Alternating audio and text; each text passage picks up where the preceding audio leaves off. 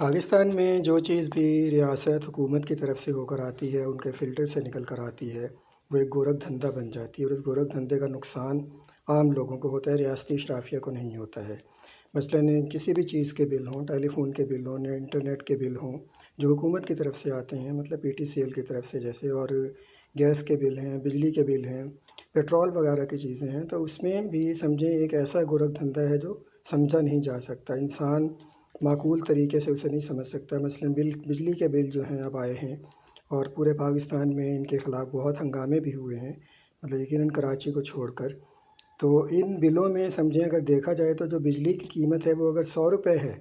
तो उन पे जो टैक्स लगे हुए हैं, सरचार्जेस लगे हुए हैं, वो हज़ारों में हो सकती हैं।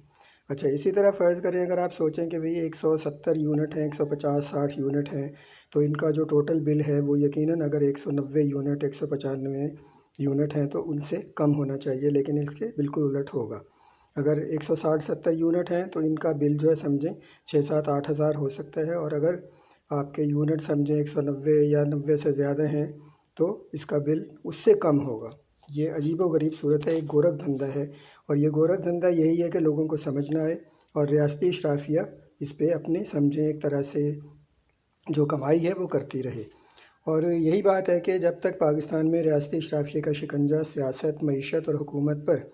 ढीला नहीं होगा, ये टूटेगा नहीं, ये चीज़ें दुरुस्त नहीं हो सकती हैं। एक बात मतलब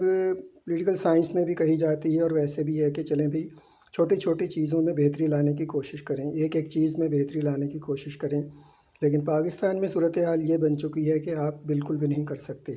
किसी एक चीज़ से आप इब्तदा करेंगे तो वो चीज़ जाके फिर पूरे निज़ाम के साथ जुड़ी होगी, और जब तक वो निज़ाम को तब्दील नहीं किया जाएगा, उसमें कहीं पे कोई लचक नहीं आएगी, कोई बेहतरी नहीं आएगी, तो वो चीज़ बेहतर नहीं हो सकती। इसका मतलब है कि यहाँ पे एक ऐसी सूरत हाल हो चुकी है, या रियासती अशराफिया का शिकंजा इतना शदीद हो चुका है, उसकी गिरफ्त इतनी सख्त हो चुकी है कि आप किसी एक छोटी सी चीज़ में भी बेहतरी नहीं ला सकते,